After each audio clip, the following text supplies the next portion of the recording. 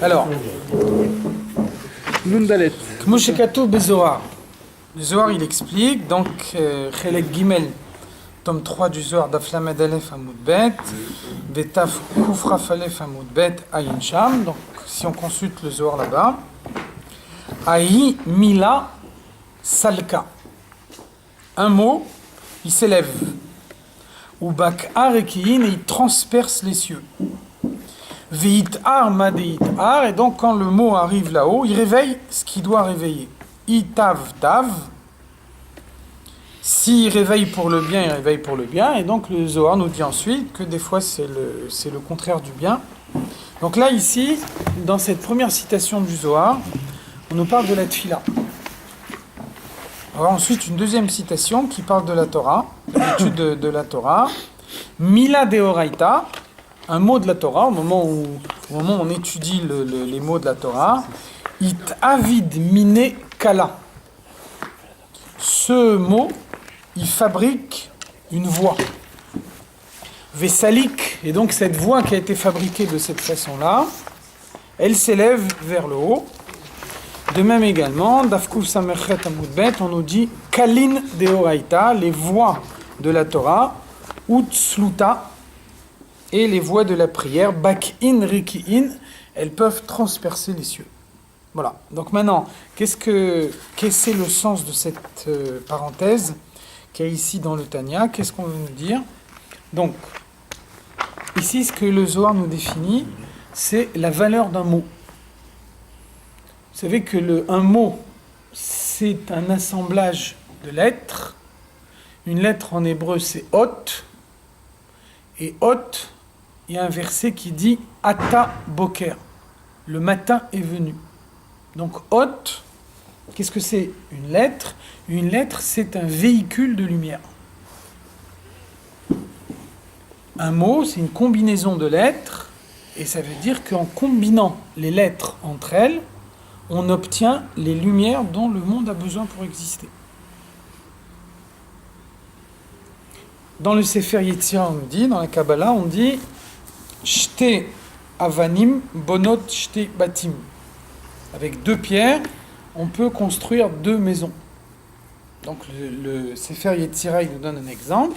Vous avez un Aleph et un Bet. Vous prenez ces deux lettres indépendamment l'une de l'autre. Ces deux lettres prises de manière indépendante, elles n'ont pas de signification. Si vous mettez d'abord le Aleph, ensuite le Bet, vous avez Av, le père. Si vous mettez d'abord le Bet et ensuite le Aleph, vous avez Ba. Il est venu. Av, Ba, le père est venu. Donc vous voyez que la lettre par elle-même ne veut rien dire. Et c'est la combinaison qu'on peut faire entre les lettres qui fait jaillir une lumière nouvelle. Un exemple qu'on donne toujours pour comprendre cette idée-là, c'est l'exemple du minyan. Un minyan, c'est beaucoup plus que 10 personnes qui sont réunies entre elles. Un minyan, l'existence d'un minyan crée une entité nouvelle que chacune des personnes prises séparément n'a pas. Vous avez 10 personnes dans 10 pièces différentes, vous ne pouvez pas réciter un Kaddish. Les 10 personnes se réunissent dans une même pièce, tout d'un coup, il est possible de réciter un Kaddish. Qu'est-ce que ça veut dire? Ça veut dire que la réunion des 10 personnes a créé quelque chose de nouveau qui s'appelle un minyan et qui est beaucoup plus que la collection de 10 individualités. Alors un mot, c'est la même chose. Un mot, c'est une combinaison de lettres. Lorsque les lettres sont combinées entre elles, de cette façon-là, on crée quelque chose qui est beaucoup plus important que ce que chacune de ces lettres peut avoir de façon indépendante. Donc, tout le but de ce chapitre, c'est de montrer l'importance de la tfila, l'importance de l'étude de la Torah, tout ce qu'on peut accomplir dans le monde en étudiant la Torah ou en priant. Et donc, ce que le Tanya nous rajoute ici, entre parenthèses, c'est que c'est la valeur du mot, c'est l'importance d'un mot qui permet d'accomplir dans le monde tout ce qu'on a besoin, tout ce que le monde a besoin d'accomplir. Il y a une explication bien connue du Baal Shem Tov. Le Baal Shem Tov nous dit, dans la Parshat Noach, c'est écrit, au moment où le déluge s'abat sur le monde, Dieu dit à Noach, Bo el Teva, rentre dans l'arche. Donc Teva, ça veut dire une arche, et Teva, ça veut dire aussi un mot. Donc le Baal Shem Tov, il nous dit, Bo el Teva, ça veut dire introduis-toi dans les mots de la Tfila. Introduis-toi dans les mots de la Torah. Donc de la même façon que Noach, il se trouve dans une arche, il est protégé par l'arche. Quand l'arche le protège, il n'est pas touché par le déluge qu'il y a tout autour de lui. Donc de la même façon, un homme, il a la possibilité de se réfugier dans les mots de la prière, dans les mots de l'étude de la Torah, et il se trouve de cette façon-là dans une arche. Il se met à l'abri de tout ce qui peut se passer dans le monde. Donc pourquoi les mots de la Tfila ou les mots de la Torah, ils ont le pouvoir de mettre quelqu'un à l'abri? C'est parce que, on a vu déjà avant, un mot, il est considéré comme une action concrète. On a un principe dans la halacha, akimat sfatav ave maase. Le fait de bouger les lèvres, c'est considéré comme une action concrète. On a vu, il y a un verset de la Torah qui nous dit Uneshalma parim sfatenu. On va accomplir notre devoir, compléter ce qu'on doit compléter par les bœufs de nos lèvres.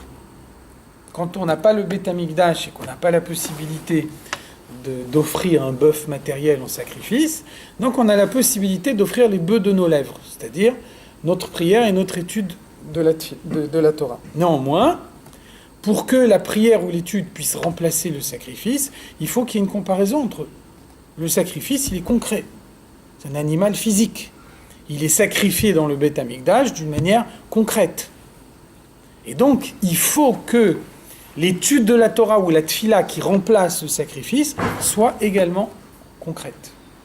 Donc c'est pour ça qu'on nous dit le fait de bouger les lèvres, c'est considéré comme une action concrète. Un homme qui bouge les lèvres, il agit concrètement, et au moment où il bouge les lèvres, il marque concrètement le monde. Il marque le monde de son empreinte. Le monde est transformé par le fait qu'un homme prononce les mots de la Tfila ou les mots de la Torah. Donc c'est ce que le Zohar nous dit.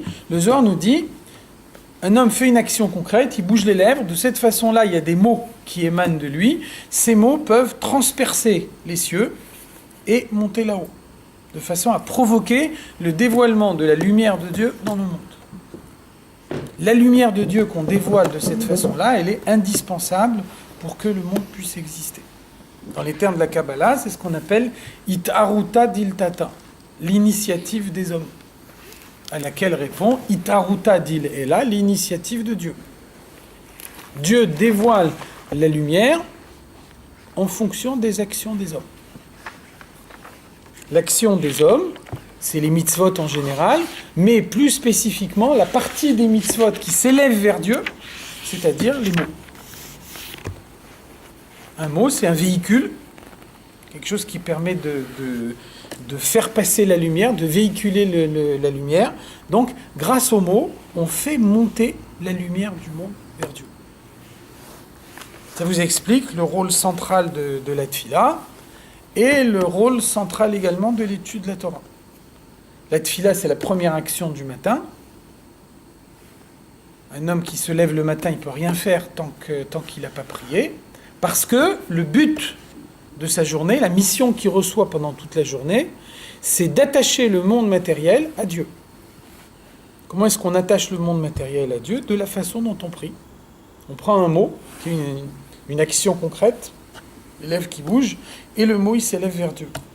Quand on commence sa journée en priant, alors de la même façon, tous les objets matériels avec lesquels on peut avoir un contact tout au long de la journée, ils s'élèvent vers Dieu comme la Tfila.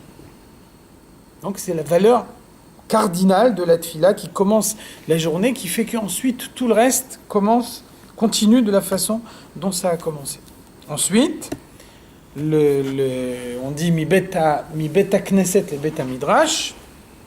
avant de sortir dans le monde, le matin, on prie, et après la prière, on étudie la Torah. Donc il y a les mots de la prière, qui sont les mots qui permettent à un juif de s'élever vers Dieu, de s'attacher à Dieu, pour qu'ensuite cet attachement à Dieu se marque dans toutes les actions concrètes de la journée.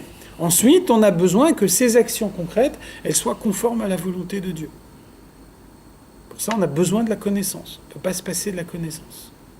Donc la connaissance et l'étude, une fois qu'il y a eu la prière, tout de suite après la prière, il y a l'étude. La prière, c'est l'attachement.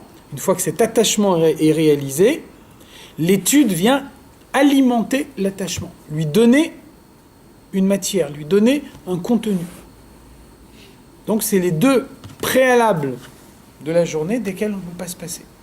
Une fois qu'on a passé l'étape de la prière et l'étape de l'étude, après on peut envisager le reste de la journée. Et donc c'est de cette façon-là qu'on dévoile la lumière de Dieu dans le monde. Cette lumière de Dieu, elle est indispensable pour que le monde puisse exister. Vous voyez que dans le Midrash, on emploie l'expression à propos du peuple juif, on dit le peuple juif, il est shutaf le'akadosh baruch hu b'maaseh breshit, l'associé de Dieu dans la création. Donc qu'est-ce que ça veut dire le terme d'associé? On l'a déjà vu plusieurs fois. Un contrat d'association entre deux personnes, il a un sens dans la mesure où chacune des deux personnes apporte ce que l'autre ne peut pas apporter. C'est uniquement dans ce contexte-là que l'association entre deux personnes, c'est valable dans le domaine commercial, c'est valable dans n'importe quel domaine, il peut y avoir l'association entre deux personnes, elle a de sens que dans la mesure où chacun des deux apporte quelque chose que l'autre ne peut pas apporter. Alors donc, l'association entre Dieu et les hommes dans la création, c'est que Dieu apporte la lumière initiale, la lumière qui a permis de créer le monde. Le monde existe par la lumière de Dieu. La matière, dans la Kabbalah, on nous dit que la matière, elle s'appelle It'avut Haor. It'avut avec un ayin, ça veut dire épaississement. Dieu a épaissi la lumière, il l'a rendue solide.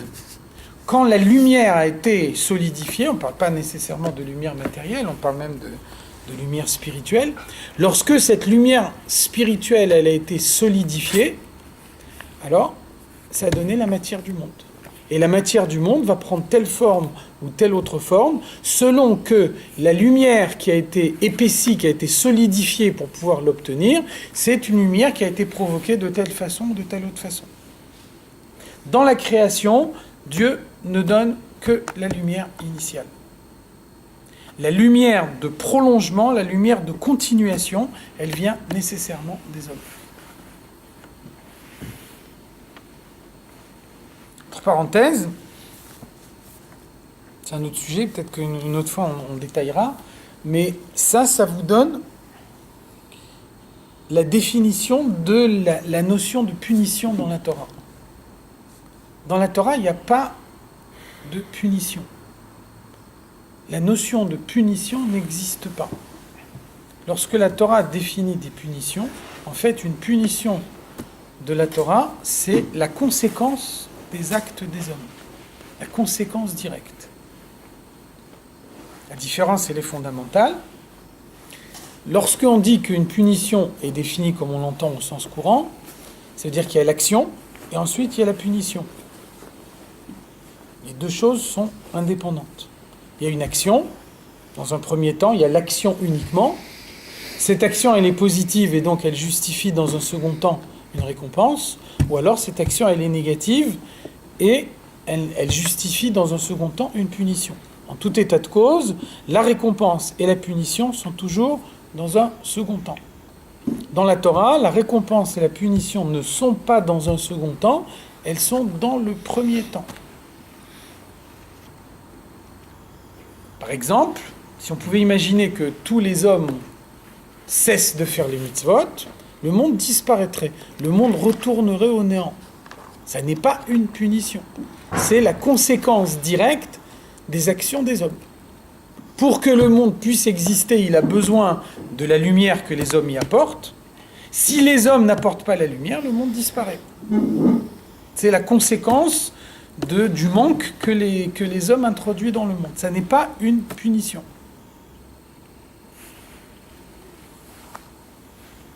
C'est pour ça que, par exemple,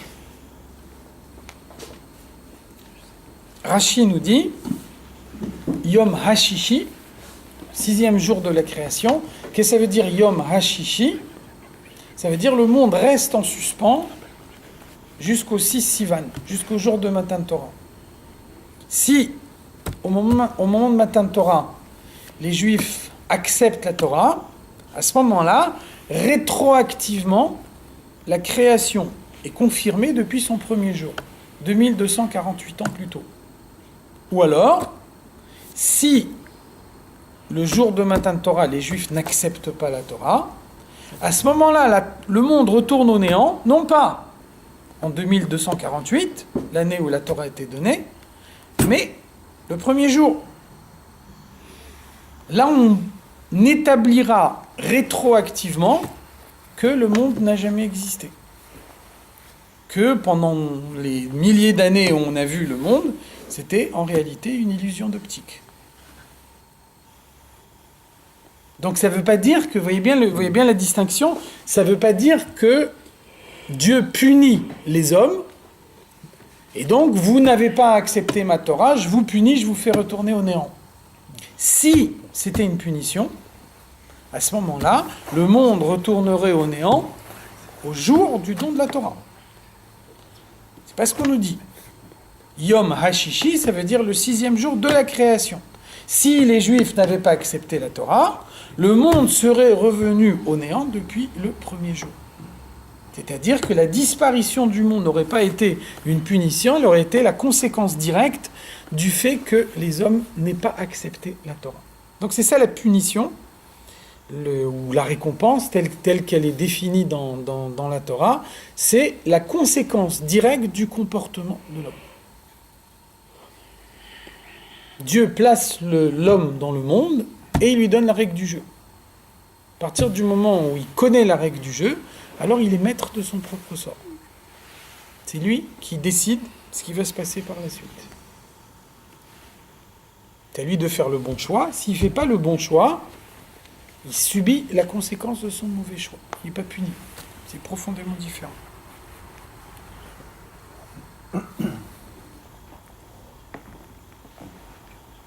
Donc vous voyez la valeur du mot, le mot en tant que véhicule, le mot qui véhicule la lumière, et donc comme la lumière c'est l'unité première de l'existence, donc le mot c'est ce qui permet de s'attacher à Dieu, au même titre que le mot permet également de s'attacher aux hommes.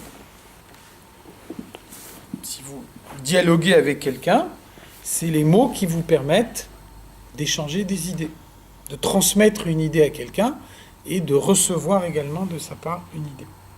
Donc ce qui est valable dans les relations entre les hommes est valable exactement de la même façon dans la relation avec Dieu.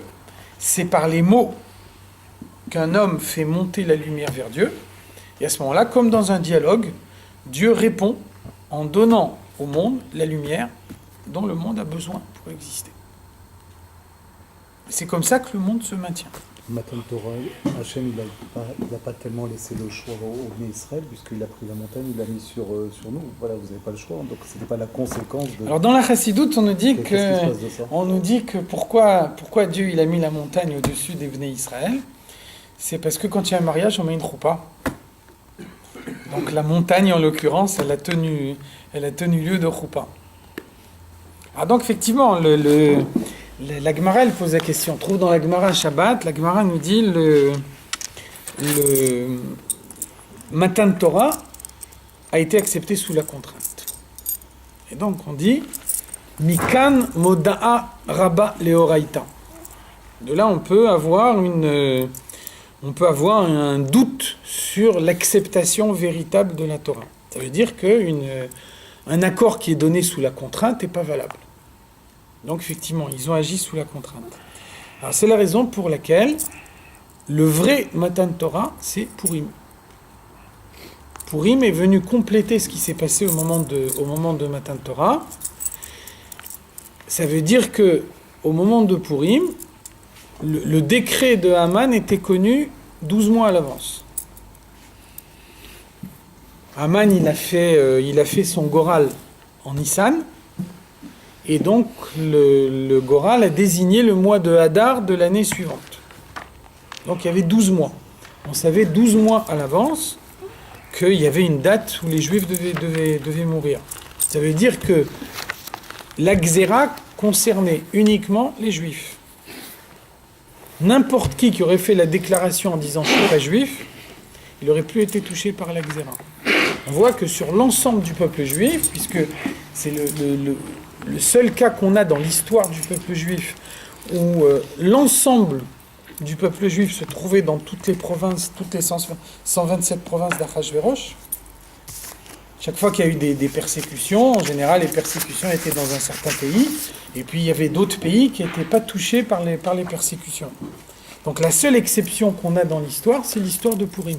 Là, c'est vraiment l'ensemble du peuple juif qui était touché par la Xéra, puisque tous les juifs de l'époque se trouvaient dans les provinces d'Achashverosh. Donc on voit que sur l'ensemble du peuple juif, il n'y a pas un seul d'entre eux qui renie son judaïsme. Donc ça, c'est considéré comme une acceptation de plein gré de la Torah. Donc Purim est venu compléter ce qui a manqué au moment de Matan Torah. C'est la raison pour laquelle le Matan Torah, il a eu lieu en Sivan. Ensuite, les Luchot ont été brisés. Après, le Moshe Rabbeinu est remonté sur la montagne. Et quand tous les Juifs ont fait tchouva, après la faute du veau d'or, on a eu les secondes Luchot, dans lesquelles il y avait beaucoup plus que dans les premières. Les secondes Luchot, elles ont été données à Yom Kippour. Yom Kippour, c'est Yom HaKippurim. Yom HaKippurim, ça veut dire le jour qui est comme Purim. Yom HaKippurim, le jour qui est comme Purim. Comme Purim, ça veut dire comparé à Purim. Malgré tout, Purim est plus important que Yom Kippour. Puisque la Torah telle qu'elle a été acceptée à Purim, elle a été acceptée de plein gré. Alors qu'à Yom Kippour, on est arrivé au niveau de Baal Tshuva, ce qui était plus haut que ce qui s'est passé en Sivan, mais on n'est pas encore arrivé à une acceptation de plein gré de la Torah. Donc l'acceptation de plein gré, elle s'est faite à Purim. Donc elle a effectivement eu lieu.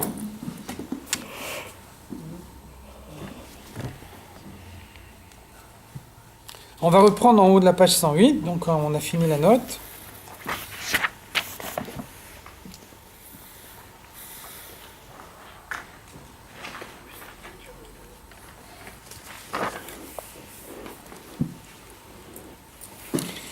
Ve'af deoraita ve'kutsha brichu kulachad. Donc on a vu la dernière fois, Dieu et sa Torah ne font qu'un. Donc on a vu la difficulté de comprendre qu'est-ce que ça veut dire que Dieu et la Torah ne font qu'un, puisque la sagesse de l'homme est toujours une sagesse acquise. Il n'y a pas de sagesse innée. Un enfant, il naît pas avec la connaissance. Toute la connaissance qu'on a, c'est la connaissance qui a été acquise au fur et à mesure des années. Donc le fait de dire que la connaissance est acquise, ça veut dire qu'elle n'est pas une partie de soi-même. Ça veut dire qu'il y a eu une partie de sa vie, on a pu vivre sans elle, ce qui veut bien dire que la connaissance, elle est surajoutée à la personnalité. Mais elle n'est pas partie intégrante de la personnalité de l'homme. Donc chez Dieu, c'est pas comme ça, et donc c'est toujours difficile pour nous, puisque le raisonnement de l'homme, c'est un raisonnement par association. Ça veut dire que quand on a une situation inconnue, on essaye d'identifier une situation inconnue par rapport à une situation connue. En l'occurrence, si on veut savoir ce que c'est que la connaissance de Dieu, on est obligé de voir ce qu'est la connaissance pour nous. Or, il se trouve que la connaissance de l'homme et la connaissance de Dieu sont complètement différentes. Donc, Dieu et sa connaissance ne font qu'un. Ça veut dire que la connaissance de Dieu, c'est la forme que Dieu lui-même prend pour se révéler. La différence entre une sagesse acquise et une sagesse innée, c'est que la sagesse acquise ne représente pas l'homme qui la possède. Un homme qui a une connaissance profonde peut s'exprimer en parlant à des enfants. Et donc à ce moment-là, il va parler d'une façon très très simple, au point qu'on ne pourra pas du tout déceler, de la manière dont il s'exprime, qu'il a une connaissance aussi profonde. Pourquoi ? Parce que cette connaissance, elle est acquise, elle n'est pas réellement une partie de lui-même, et donc il peut faire ce qu'il veut avec.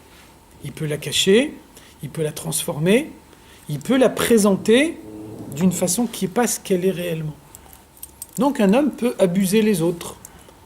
Un homme qui a une connaissance profonde, il peut se donner l'apparence de quelqu'un qui ne connaît rien du tout. C'est la différence entre la connaissance de l'homme et la connaissance de Dieu. La connaissance de Dieu, c'est Dieu lui-même. Et donc, étudier la sagesse de Dieu, c'est étudier Dieu lui-même. La Gemara nous dit V'chol banaich limudei avay. Tous tes enfants étudient Dieu. On ne dit pas ils étudient la sagesse de Dieu, ils étudient la connaissance de Dieu. Limudei avay. Ils étudient Dieu lui-même. Étudier la sagesse de Dieu, c'est introduire Dieu dans sa personnalité. Puisque Dieu ne se voile pas dans sa sagesse. Dans la mesure où sa sagesse est une partie de lui-même, Dieu s'exprime dans la Torah tel qu'il est réellement. Même lorsque la Torah a recours à des images matérielles, une image matérielle, dans la Torah, n'est pas un voile. Pour un homme, une image matérielle, c'est un voile. Un homme, il veut expliquer une idée très profonde, il prend une image matérielle, l'image matérielle est un voile de l'idée très profonde. La preuve, c'est que très souvent, on n'arrive pas à faire la relation entre l'image qu'il a donnée et l'idée qu'il veut illustrer. Ça veut bien dire que l'image qui a été donnée, c'est un voile. Chez Dieu, ça ne marche pas comme ça. Une idée de Dieu, c'est Dieu lui-même, même lorsque Dieu s'exprime d'une manière matérielle, de façon à pouvoir être perçu dans le monde. Donc ça, c'est la première idée. Oraita vekucha brichu kulachad. Qu'est-ce que ça veut dire que Dieu et sa Torah ne font qu'un ? Ça veut dire que étudier la Torah, y compris les idées les plus simples qu'il peut y avoir dans la Torah, c'est faire totalement corps avec Dieu. Et c'est la raison pour laquelle étudier la Torah dans ce monde, c'est arriver au plus haut niveau d'unification qu'il peut y avoir entre le Créateur et la créature. Un ange étudie la Torah dans les mondes spirituels. L'ange n'a pas reçu la Torah. La Torah qu'il a est uniquement un reflet spirituel de ce que la Torah est en bas. C'est la raison pour laquelle un ange ne peut pas trancher. Quand il se pose une question, il regarde comment les hommes tranchent cette question. On dit dans Shir HaShirim, un verset dans Shir HaShirim, on dit « Chaverim makshivim lekolech » Il y a des amis qui écoutent ta voix, « Ashmi eni » et qui te disent « Fais-moi entendre ta voix ». Donc une des explications, c'est que ces amis, c'est les anges. Les anges, quand ils ne comprennent pas quelque chose dans la Torah, ils viennent voir de quelle manière les hommes étudient cette chose-là dans la Torah. Qu'est-ce que ça veut dire ? Ça veut dire que les anges n'ont pas reçu la Torah. Les anges n'étudient la Torah que dans sa forme spirituelle. Et donc la Torah qui est étudiée par les anges ne leur permet pas de s'unifier totalement à Dieu. Par contre, un homme qui vit dans ce monde, il étudie la Torah dans ce monde, il étudie la Torah sous sa forme matérielle, parce que la Torah elle a été donnée matériellement dans le monde. Quand la Torah nous dit « ne mélange pas le lait et la viande », chacun a dans l'esprit l'idée du lait matériel et l'idée de la viande matérielle. Est-ce que ça peut représenter un mélange qu'on pourrait faire entre le lait et la viande? Alors que un ange, il ne peut pas avoir l'équivalent de cette idée-là. Parce que lui, il vit dans un monde spirituel. Donc lui, il verra la source spirituelle du lait, la source spirituelle de la viande. Mais le lait et la viande, au sens matériel, comme nous on les entend, ça c'est une dimension qui échappe à l'ange. Donc, en se représentant dans son esprit ce que c'est que du lait, ce que c'est que de la viande, ce que c'est qu'un mélange de lait et de viande, et en se disant Dieu nous interdit ce mélange-là, de cette façon-là, on s'attache à l'essence de Dieu. Et ce niveau d'unification qu'on a avec Dieu, c'est le plus haut niveau d'unification qui est possible entre le Créateur et la créature. Donc là, on est dans le même contexte de la valeur d'un mot. Le mot, il véhicule une lumière, et la lumière qui est véhiculée de cette façon-là, elle permet à l'homme d'introduire les choses profondément en lui.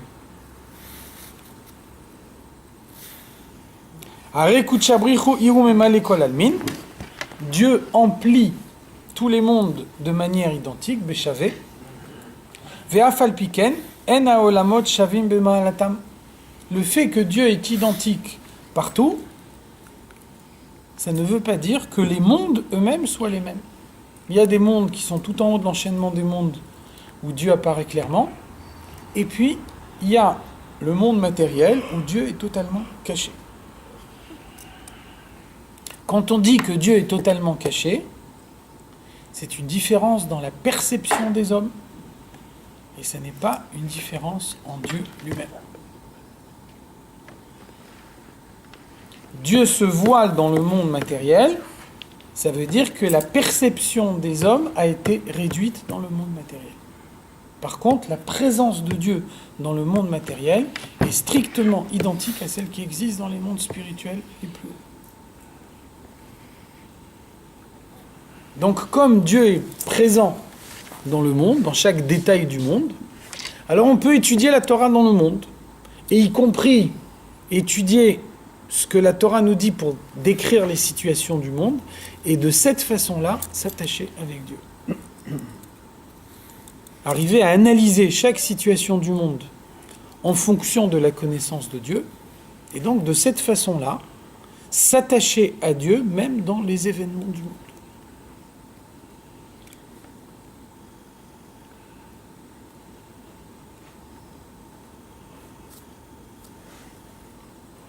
Donc ça veut dire en particulier la conséquence directe de cette idée-là, c'est que l'acte le plus banal peut être également un moyen de s'attacher à Dieu. On peut penser, bon, je prie, j'étudie la Torah, je mets les tefilines, j'accomplis une mitzvah, c'est un acte du service de Dieu, et puis après il y a toutes les choses du monde qui sont des actes neutres. On ne parle pas d'un crime ou de quelque chose de mal, mais il y a tous les actes de la vie courante qui sont des actes nécessaires pour pouvoir vivre. Donc en fait, il n'y a pas d'acte neutre. La Torah ne sait pas ce que ça veut dire un acte neutre. L'acte le plus banal doit devenir un acte du service de Dieu. C'est la raison pour laquelle n'importe quelle situation a nécessairement des halachot qui lui correspondent dans le Shulchan Aruch. Quelle que soit la situation à laquelle on est confronté, on a toujours une façon juive de vivre cette situation, parce que le but, c'est de dévoiler la présence de Dieu, même dans les choses les plus courantes, même dans les choses les plus banales du quotidien. Donc il n'y a pas d'acte étranger au service de Dieu. Tout ce qui existe dans le monde a pour but de servir Dieu. Chaque situation à laquelle on est confronté doit nécessairement délivrer un enseignement pour le service de Dieu. Alors des fois, c'est pas évident. C'est la raison pour laquelle l'étude est nécessaire. Étudier la Torah, ça veut dire étudier un certain nombre de principes qui nous permettent d'analyser des situations. L'étude de la Torah, elle est normative. Ça veut dire que on ne fait pas que nous décrire des situations, on essaye d'interpréter ces situations et de donner des principes. C'est la raison pour laquelle la halakha nous permet de comprendre des situations qui existent maintenant et qui n'existaient pas à l'époque de Matan Torah, quelle place doit avoir un téléphone ou un réfrigérateur dans la halakha. À l'époque de Matan Torah, ça n'existait pas, mais donc on a des normes, et ces normes nous permettent d'analyser une situation nouvelle, quelque chose. Alors il faudra que je change mon comportement en fonction de la modification qui sera intervenue dans le monde. Par contre, Irani Dachat, c'est quelque chose qui n'est pas descendu dans le monde matériel, mais qui existe au niveau conceptuel. Ça veut dire que, en étudiant les concepts de Irani Dachat, j'ai la possibilité d'ores et déjà, à l'heure actuelle, de m'attacher à Dieu. De la même façon que, par exemple, très simplement, vous avez une sheila sur un poulet, vous allez demander à un rave. Dans la plupart des cas, le rave n'a pas besoin d'avoir le poulet en face des yeux pour pouvoir répondre à votre question. Ça veut dire que uniquement la description du problème doit lui permettre d'évoquer quelque chose dans son esprit qui va répondre à votre question. Donc là, on est bien dans le concret du monde. Là, on n'est pas encore on n'est pas dans l'abstrait.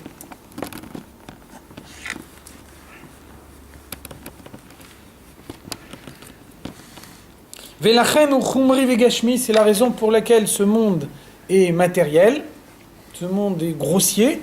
La grossièreté de ce monde, c'est uniquement la conséquence directe de cet écran très fort qui empêche Dieu de se dévoiler dans le monde. Vegam zot bilvushim ou masachim rabim ad shinitlapsha beklipat noga. Et donc le monde matériel est descendu très bas au point d'être enfermé dans la klipa, d'être enfermé dans les forces du mal. Les forces du mal sont l'état naturel du monde matériel. Les achiot kol advarim ateorim shebeolam hazeh, tout ce qui vit dans ce monde, tout ce qui est pur dans ce monde, se nourrit de la klipa. La klipa, le mal, est la situation naturelle du monde. Ça veut dire simplement que le monde, c'est la phase extrême du voile. Donc le mal, c'est la conséquence de cette phase extrême du voile. Ça veut dire que le mal n'est pas foncièrement mauvais. Le mal devient mauvais à partir du moment où on le fait. Le mal qu'on ne fait pas, il n'est pas mauvais. Non seulement il n'est pas mauvais, mais il est nécessaire. Parce que c'est ce qui permet de voiler la présence de Dieu dans le monde. Et c'est en voilant la présence de Dieu dans le monde qu'on crée le manque. Et qu'on crée donc chez l'homme le désir de rechercher Dieu. Le mal ne devient mauvais qu'à partir du moment où il est fait. Mais le mal n'a pas été créé pour être fait. Le mal, il a été créé pour être là. Dès l'instant où le mal existe, il y a le choix. Il y a deux possibilités. Donc quand il y a deux possibilités, on peut utiliser son libre arbitre. Lorsque le mal existe et qu'on sait que le mal existe et qu'on choisit le bien, à ce moment-là, le mal participe également au bien. Inversement, quand on fait le mal, là on fait quelque chose que le mal lui-même ne demande pas.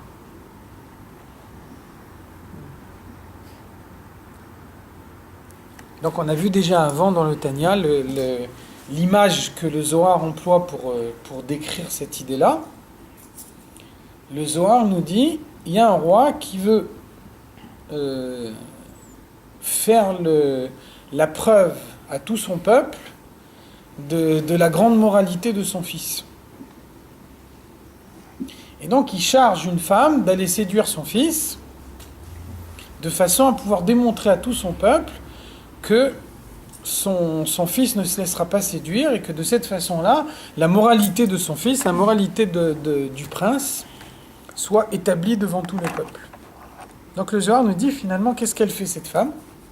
Cette femme, d'un côté, elle essaye de séduire le prince, elle essaye d'être la plus convaincante possible, parce qu'elle a été payée pour ça, parce que c'est son rôle, c'est la mission qu'on lui confie. D'un autre côté, cette femme-là, elle appartient elle-même au peuple. Et donc au moment où elle séduit le prince, et où elle essaye d'être le plus convaincante possible, en même temps, au fond d'elle-même, elle souhaite que le prince ne se laisse pas séduire. Et les deux choses ne sont pas contradictoires. D'un côté, elle appartient au peuple et elle sait que le but de l'opération, c'est de montrer les qualités du prince devant le peuple et elle veut qu'on puisse arriver à obtenir ce résultat-là. D'un autre côté, on lui a donné une mission de séduire le prince et donc elle est obligée de s'acquitter de la mission qui lui a été confiée de la manière la plus efficace possible. Alors c'est exactement ça le mal. Le mal, il est chargé de donner le choix à l'homme, donc il faut qu'il donne le choix de telle manière que le mal y soit possible, mais d'un autre côté, au fond de lui, le mal, il demande qu'on ne le fasse pas.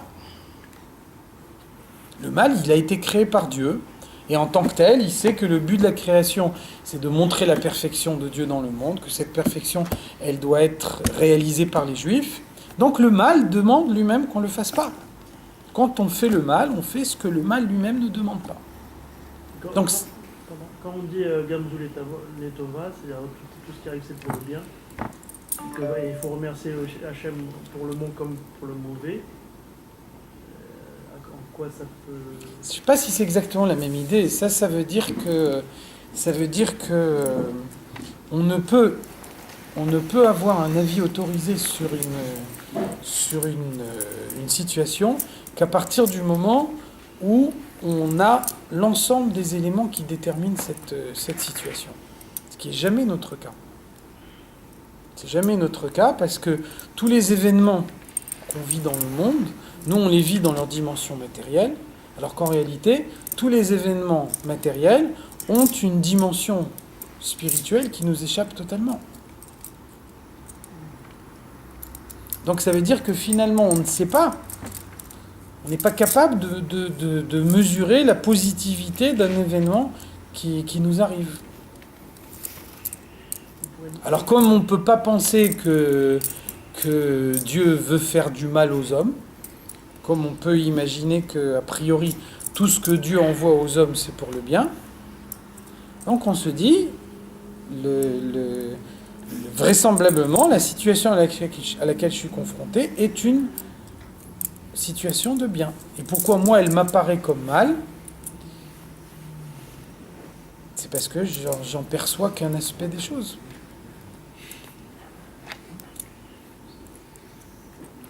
La mort est considérée comme quelque chose de négatif. La mort, elle est négative que dans le contexte du monde matériel. Quelqu'un quitte ce monde, ça veut dire que tous ceux qui ont l'habitude de le côtoyer dans le monde matériel cessent de le voir. Donc, dans les critères de ce monde, il s'est passé quelque chose de négatif. Si maintenant on échappe aux critères de ce monde, si on se dit que l'essentiel de la vie c'est l'âme, que l'âme elle continue à vivre même après l'existence physique, qu'elle a une autre forme de vie mais qu'il n'y a pas d'interruption dans sa vie, à ce moment-là, si on prend le recul en fonction de ce que la Torah nous explique, à ce moment-là, c'est simplement le passage à une autre forme de vie.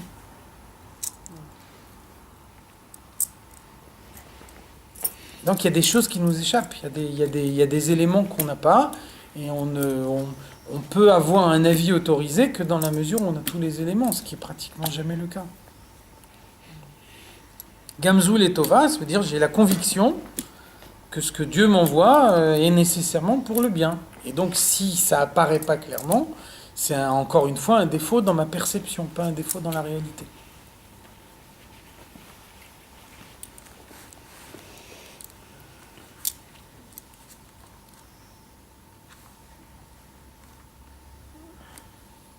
Quand on dit que tout ce qui se passe dans le monde émane du mal, c'est valable également pour l'âme de l'homme. L'âme animale, ce qui est à l'origine de son existence physique, elle-même, elle n'échappe pas à cette règle de la création. Et donc l'âme animale de l'homme, elle appartient, elle aussi, au domaine du mal.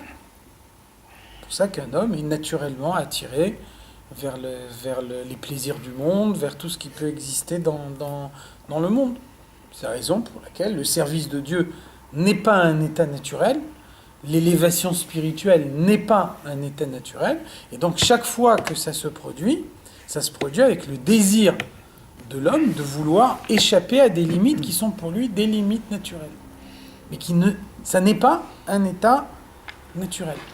Servir Dieu, ça demande un effort de la part de l'homme. C'est pour ça que le verset nous dit « Adam le'amal yivaled ». Un homme est né pour l'effort. On attend de lui un effort permanent. À partir du moment où il cesse l'effort, il devient l'équivalent d'un animal. Un animal, il n'a pas d'intellect, il n'a pas de sentiments, il a des pulsions, il a des instincts, il suit ses instincts.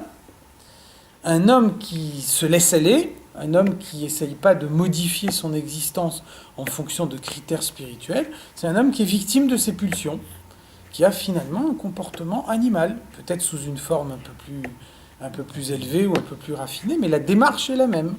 Il a une tendance naturelle qui suit. Velachen, Keshem medaberet divrei Torah ou tfila belo kavana. Donc là, on raccroche avec le sujet qu'on avait dit au début. On utilise son âme animale pour étudier la Torah, pour prier, et puis on le fait machinalement.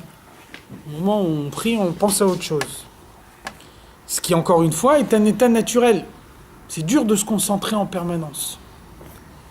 Et donc, comme c'est dur, donc il y a un moment où on peut très bien arriver à prier en pensant à autre chose. On dit les mots qui sont dans le sido, et au moment où on les dit, on a l'esprit ailleurs. Qu'est-ce qui se passe dans ce cas-là ? Av she'en otiot kdoshot. Bien qu'on dit des mots de la Torah, des mots de la Tfila. Ve'en klipat noga shebenefesh ha'chiyunit mesech ha'mavdil klal le'asti ul'chasot ha'kdushato yitbarech. Bien que l'âme de l'homme n'a pas la capacité de voiler la sainteté, donc normalement, quand on dit des mots de la Torah, quand on dit des mots de la Tfila, la sainteté devrait apparaître à l'évidence. Amlou Beshek Bahen, la sainteté qui s'exprime à travers ces mots. Kemo shehi mesateret u mechasal kedushato yitbarech shebenefesh ha'chiyunit kshemedaberet dvarim betelim. Par exemple, un homme qui dit des paroles inutiles, un homme qui dit des paroles qui n'ont aucun intérêt, là, effectivement, dans la mesure où les mots qu'il prononce n'ont aucun intérêt, la sainteté de Dieu peut être totalement voilée dans les mots qu'il est en train de prononcer. Et donc, de même également, tous les animaux purs qui suivent leurs instincts, comme on a dit avant, qui font pas de mal parce qu'ils ne peuvent pas faire autrement. Donc un animal suit ses instincts qui sont des pulsions positives. Un homme dit des mots de la Torah machinalement. Af delet tatar panui mine. Bien que Dieu est partout, Dieu se trouve présent dans le monde. Mikol makom ihu stima dechol stimin. Tout en étant présent dans le monde, Dieu est totalement caché dans le monde.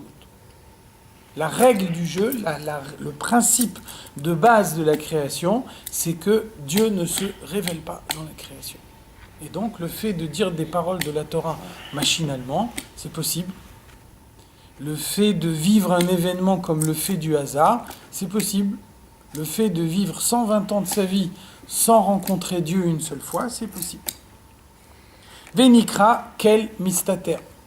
C'est pour ça que le verset nous dit Achen ata kel mistater. Toi, Dieu, tu te caches. Dieu se cache au sein de la création, et donc le dévoilement de Dieu appelle un effort de la part de l'homme. Et lorsqu'il n'y a pas d'effort, lorsque l'effort n'est pas permanent, lorsque l'effort n'est pas soutenu, lorsqu'un moment, un homme a un moment de relâchement, pendant lesquels il n'y a pas cet effort, alors il devient l'équivalent des animaux. C'est-à-dire qu'à ce moment-là, le voile reprend le dessus et le monde cache la présence de Dieu. Ça veut dire que la révélation de Dieu n'est jamais acquise. Les efforts d'hier, les efforts qui ont permis hier de révéler la présence de Dieu dans ma vie, ne sont plus suffisants pour aujourd'hui. On peut très bien avoir eu une révélation parfaite hier et vivre dans l'obscurité totale aujourd'hui. On peut très bien avoir prié avec une kavana parfaite hier et prier complètement machinalement aujourd'hui. C'est pas contradictoire. Pourquoi ? Parce qu'il n'y a rien de définitivement acquis. Le dévoilement de Dieu appelle un effort permanent de la part de l'homme. Et si à un moment cet effort cesse, alors tous les acquis qu'il y avait au préalable disparaissent également.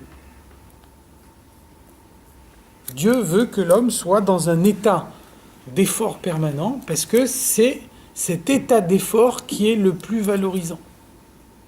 C'est cet état d'effort qui lui fait donner le meilleur de lui-même. En l'absence de cet effort, il est un animal un peu plus sophistiqué que les autres animaux. Un peu plus.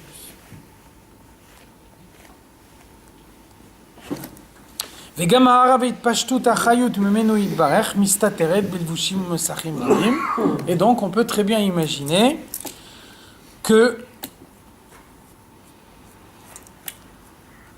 Dieu se voile complètement dans le monde, les écrans successifs sont tellement importants qu'on regarde le monde en ayant l'impression que le monde est entièrement enfermé dans les voies de la nature, et donc Dieu n'apparaît plus. Là aussi, vous voyez que la nature, en hébreu, c'est teva. Qu'est-ce que ça veut dire teva ? Le verbe litvoa, ça veut dire se noyer. Ou Beyamsouf se sont noyés dans la mer Rouge des Égyptiens. Donc qu'est-ce que ça veut dire se noyer ? Un corps qui est noyé, il est entier, il est intact, en tout cas au moment où il se noie. Le corps lui-même, il est intact, mais quand il est noyé, ça veut dire que l'eau recouvre ce corps complètement, au point que vous ne voyez plus du tout le corps, vous voyez que l'eau. La nature, c'est ce qui noie Dieu. La nature, c'est la noyade de Dieu au sein de la création. Teva. Dieu fait des lois de la nature, et donc ces lois de la nature, elles sont par nature répétitives. Le soleil se lève tous les matins, et l'été, il revient tous les étés, etc. Et donc, ce qui est répétitif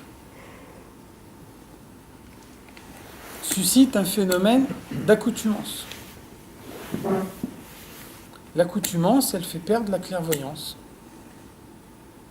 Pourquoi la mer Rouge, c'est un tellement grand miracle ? C'est parce que ça s'est passé une seule fois. Si la mer Rouge, elle s'ouvrait tous les printemps, ça ne serait plus un miracle du tout.